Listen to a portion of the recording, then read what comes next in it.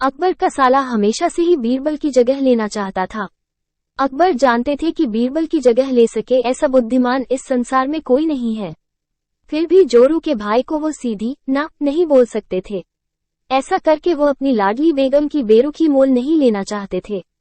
इसीलिए उन्होंने अपने साले साहब को एक कोयले से भरी बोरी दे दी और कहा कि जाओ और इसे हमारे राज्य के सबसे मक्कार और लालची सेठ दमरीलाल को बेचकर दिखाओ। अगर तुम ये काम कर गए तो तुम्हें बीरबल की जगह वजीर बना दूंगा। अकबर की इस अजीब शर्त को सुनकर साला अचंभे में पड़ गया।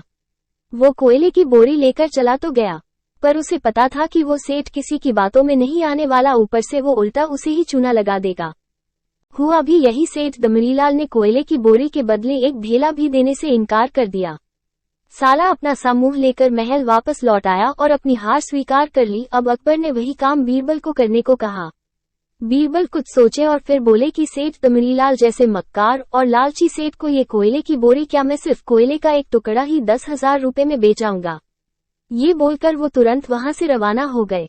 सबसे पहले उसने एक दर्जी के पास जाकर एक मखमली कुर्ता सिलवाया, हीरे मोती वाली मालाएं गले में डाली, महंगी जूती पहनी और कोयले को बारीक सुरमे जैसा पिसवा लिया। फिर उसने पिसे कोयले को एक सुरमे की छोटी चमकदार डिब्बी में भर लिया। इसके बाद बीरबल ने अपना भेष बदल लिया और एक मेहमान घर में रुककर इश्तिहार दे दिया कि बगदाद से बड़े शेख आए हैं जो करिश्माई सुरमा बेचते हैं, जिसे आंखों में लगाने से मरे हुए पूर्वज दिख जाते हैं और यदि उन्होंने कहीं कोई धन गाड़ा है तो उसका पता बताते हैं। ये बात शहर में आग की तरह फैली। सेठ दमरीलाल को भी ये बात पता चली। उसने सोचा जरूर उसके पूर्वजों ने कहीं न कहीं धन गाड़ा होगा। उसने तुरंत शेख बने बीरबल से संपर्क किया और सुरमे की डिब्बी खरीदने की पेशकश की। शेख ने डिब्बी के 20,000 रुपये मांगे और मोल भाव करते करते 10,000 में बात तय हुई। पर सेठ भी होशियार था। उसने कहा मैं अभी तुरंत ये सुरमा लगाऊंगा और अगर मुझे मेरे पूर्वज नहीं दिखे तो मैं पैसे वापस ले लूंगा। बीरबल बोला, बिल्कुल आप ऐसा कर सकते हैं। चलिए शहर के चौराहे पर चलिए और वहां इसे जांच लीजिए।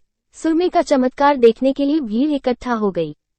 तब बीरबल ने ऊंची आवाज में कहा, ये सेठ अभी ये चमत्कारी सुरमा लगाएंगे और अगर ये उन्हीं की औलाद है जिन्हें ये अपना माँ बाप समझते हैं तो इन्हें इनके पूर्वज दिखाई देंगे और गड़े धन के बारे में बताएंगे। लेकिन अगर आपके माँ बाप में से किसी ने भी बेईमानी की होगी और आप उनकी असल औलाद नहीं होंगे तो आपको कुछ भी नहीं दिखेगा। और ऐसा कहते ही बीरबल ने सेठ की आंखों में सुरमा लगा दिया। फिर क्या था, सिर खुजाते हुए सेठ ने आंखें खोली। अब दिखना तो कुछ था नहीं, पर सेठ करे भी तो क्या करे। अपनी इज्जत बचाने के लिए सेठ ने 10,000 बीरबल के हाथ थमा दिए और मुंह फुलाते हुए आगे बढ़ गए। बीरबल फौरन अकबर के पास पहुंचे और रुपये थमाते हुए सारी कहानी सुना दी। अकबर का साला बिना कुछ कहे अपने घर लौट गया और अकबर बीरबल एक दूसरे को देखकर मन मन मुस्काने लगे। इस किस्से के बाद फिर कभी अकबर के साले ने बीरबल का स्थान नहीं मांगा।